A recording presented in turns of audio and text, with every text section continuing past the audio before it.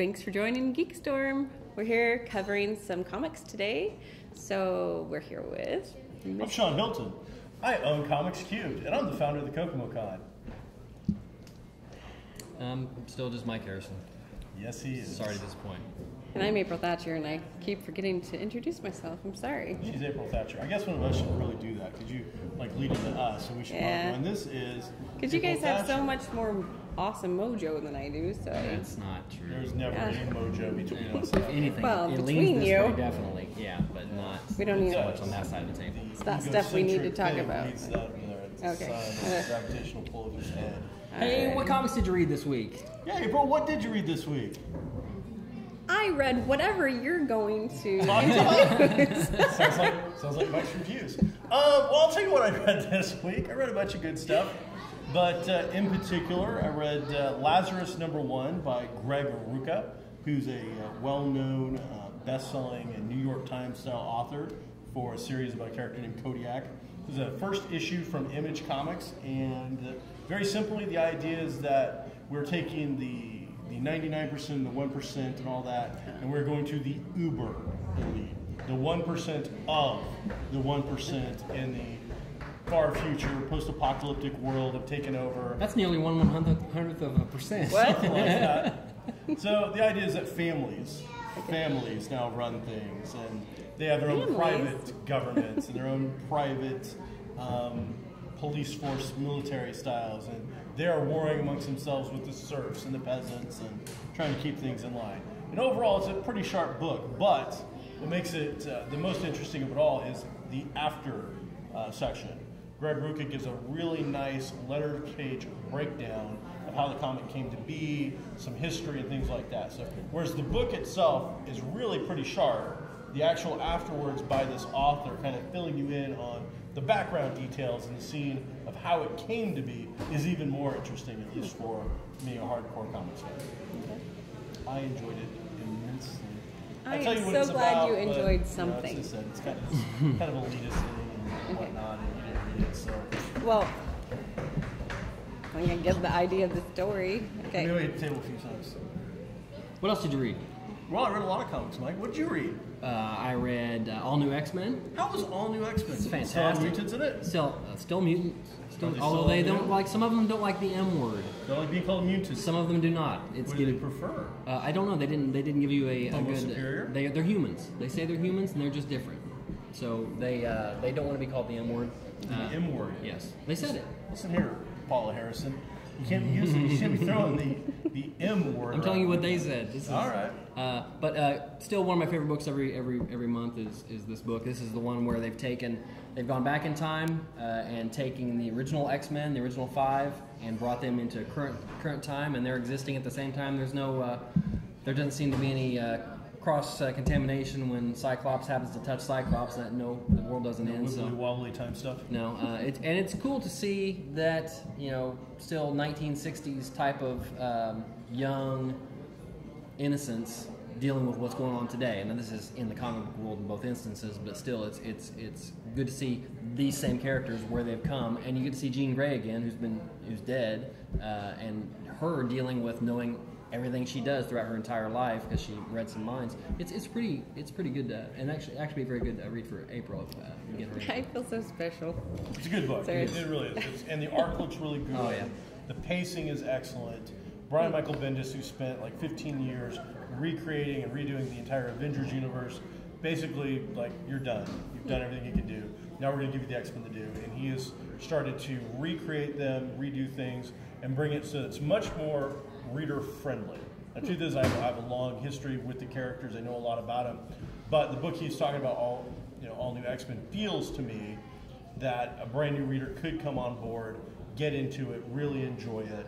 They have a large cast, but the cast is made up of kind of the X-Men elite. In the X-Men universe, there are hundreds of thousands of characters practically at this point. A bit of an exaggeration, but not that far off. I mean, everybody who's a mutant's an X-Men somehow, or is related to them. And in this, we bring out kind of the heavy hitters. You got Wolverine involved, Kitty Pryde involved, the Beast's involved. We go back, we get the original 5 X-Men that Stan Lee And isn't there a movie getting ready to come out with Wolverine?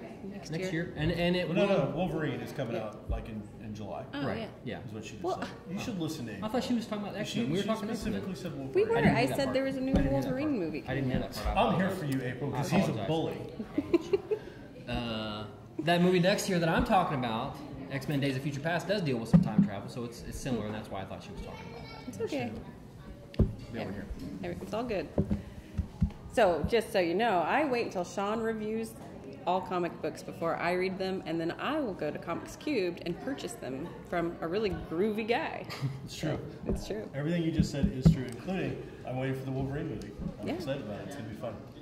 So, did you read Justice League this week? Justice League I America? did not, because it is a Captain Marvel-centric issue, and I'm not crazy about that character, and I have not read in the Justice League books. There's a 5-6 page backup story of Captain Marvel in the back of every one, and I've not read those. Okay. So I bought it. Wish I could return it, but I'm not crazy about that character, so I didn't read this issue. Did you read Justice League of America then? I read the first 3 issues and I'm done with it. When they shot Catwoman at the end of the second or third one, and I thought it's too early in a book for that explosive jump the shark moment that you know is not going to be real. So she'll be back. She still has her own book. I mean, it's not like she's really dead. So I'm kind of done with it. Second stringers. Really good book. Any book that embraces Green Arrow, second stringer. It was a very good issue. The art is tremendous. The way that they handle Catwoman's apparent death, which I mean we all do know that not true, but regardless, the way they handle it was very fun. It's a sharp issue. You're wrong. You jumped off that book too soon. So that's a good book, and yeah. So you can feel free to return your other book as well. Sweet. So I'll allow you to it. So. The other book I read was Nova, which continues. Man, that's good. Continues to be very good. That's right. I hit that table. It's a ring. relaunch of an older character, but a new persona of that character in that kind of universe. We've talked before about the Avengers movies and even some of the books, how they're trying to get into the cosmic arena to get you prepared for things they've got planned in the next few years, and this is one of those things with Guardians of the Galaxy just starting up again. Nova has just started up again, and those are all kind of outworldly books and stories dealing with. I think wild animals just tramp through your seat. Heard of hyenas. Shouldn't talk about children that way. It's no wonder you don't have any children. Thank goodness. Thank goodness. So, yeah, it's real good, and it's it had a real Peter Parker feel to it in the beginning, because it was young kid discovering something, discovering new powers, and dealing with them, and you get that kind of a training day type of deal where you feel like he's trying to figure out how this works, and that is over pretty quick, maybe within the first few issues, and starts to get into some story and deals with him and his missing father issues. I think it's good. It's a good book. One of my favorites. It's 5 issues. You're on a 5th issue, and that 5th issue ends the story arc. And if they weren't to make another issue, you've completed the story. You feel really good about where this goes. This is a coming of age thing with Sam Alexander. He's been told stories all his life by Daddy about how he's on these crazy adventures and nobody believes him. Only to find out Dad goes missing and the kid ends up with the helmet. And the Nova helmet is, I believe, it's kind of like the Green Lantern ring. The helmet is what gives you your powers. So this is a tween book for young readers. I mean, I think the kid's maybe 13. Probably. And he is, coming to grips with all the stories he's heard. His dad's missing. It's an all ages book that's not targeted at all ages. This is a book that your 7-8-year-old can read and is going to really enjoy, or your 50-year-old comic fan who remembers the original Nova. 45. As long as he can get past the fact that it's not his Nova, it's still a really good book. And they respect the comic element to it. I mean, the big bad turns out to be an anamorphic tiger dude. What? Anamorphic tiger dude. Okay. And so, which means, Mike, that it is a human form with tiger-like features. Oh, I know what it means. It didn't seem that way. So I just didn't know what word you said meant. But go anamorphic? ahead. So Not the first time. It had a weird space in it. What? There was a weird space. Sure there is. Sorry.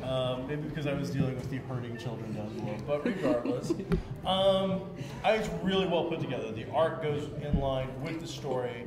You've got McGinnis and Dexter Vines doing really stellar work on the panel layouts, the flow of the book, getting the expressions of this little kid character across. And throughout those 5 issues, you get a complete arc. He goes from one point, ends at another point. You know, he's an unbeliever, and by the last page of the thing, he's made some fairly adult decisions. He's come to grips with some of the stuff. He's got the powers. He's got the costume. He's fought off an incredibly powerful enemy. He's got some allies. And the whole thing is kind of about, it's a coming of age, but in a way that you actually see it. He doesn't, it's not a show, don't tell kind of thing.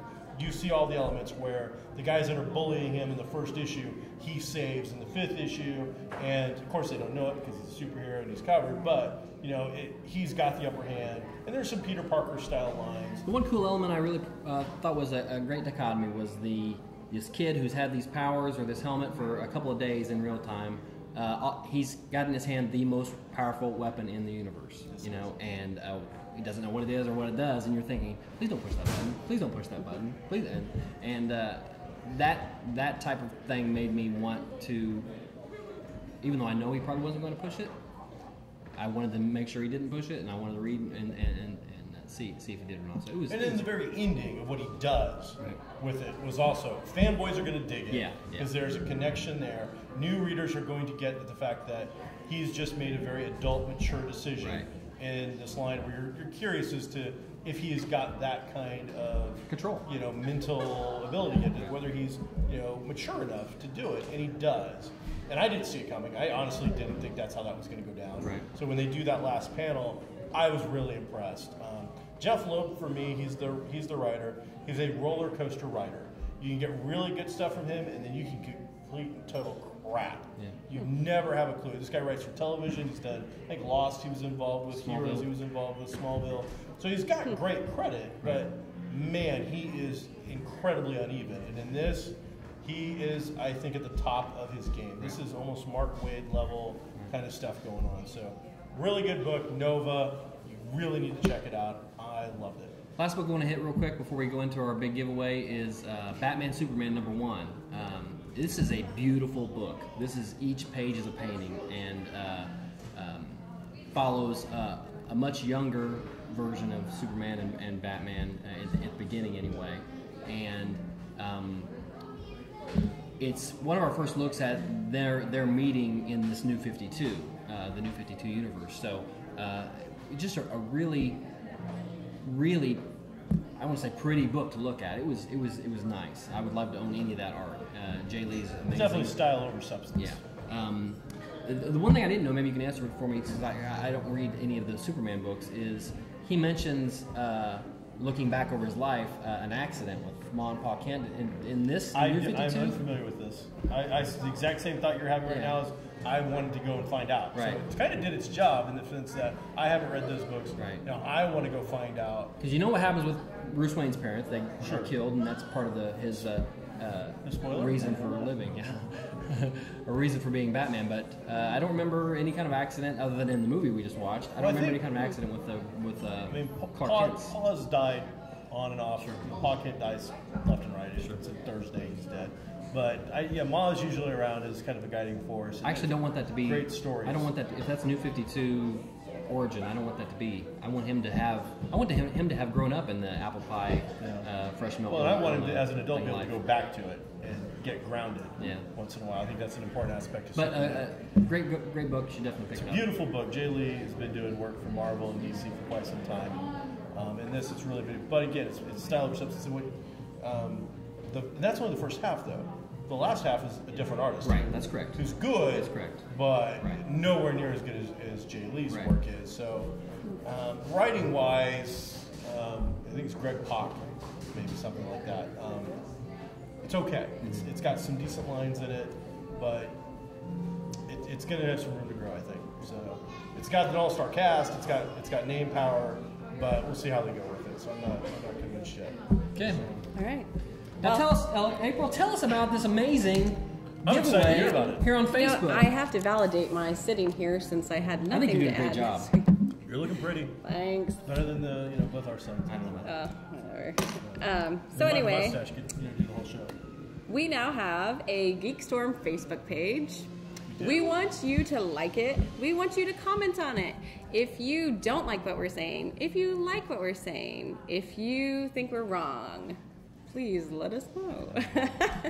So, it should be flashing on the screen at any point. Flashing. Somewhere. Just this week, Possibly not flashing. we're over We don't 200 know. likes. That's Yeah, a big that deal. is It better amazing. flash. Thank you to... What? It better flash. Okay. Anyway. You're we're- easily sidetracked. Yeah. I am. Stay on point. We have a giveaway. What are we giving away? Oh, I shouldn't have done that. Sorry. You touched We the table. have- Oh, sweet. I don't know what these are. They're Can you comic books, explain April. these? What are- I know what they are. I was trying to add drama. Oh. Yeah. Big- So big we summer have events. some awesome fans. You said 200 so far. So we want to keep you guys coming back for more.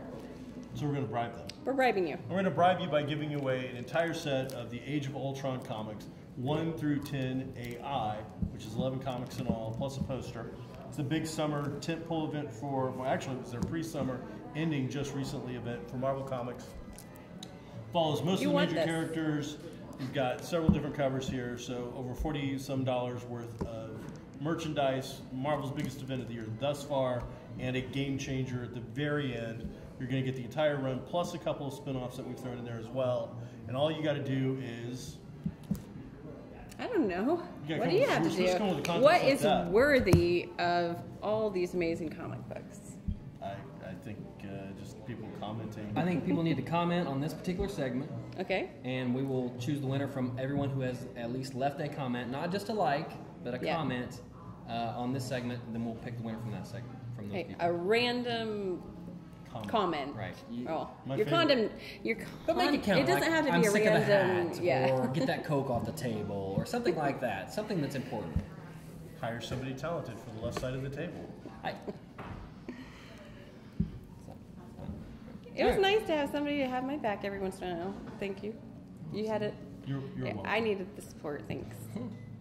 I think that's about it for Anyway, this segment. yeah. We're going to wrap it up. Also, check out Pepper Whistle. It smells amazing in here. Beautiful downtown Kokomo. Yeah, Thanks beautiful for letting us downtown. do our show here. KGov 2. It's awesome. And So- thanks to our producer, Mike Dukes, and Anthony Retz. yay! We'll see you here next time on the GeekStorm. I'm Sean Hilton. This is April Thatcher. That's the no talent guy that takes up the left side of the table. Mike Harris. See you next week, everybody, when we review some more stuff.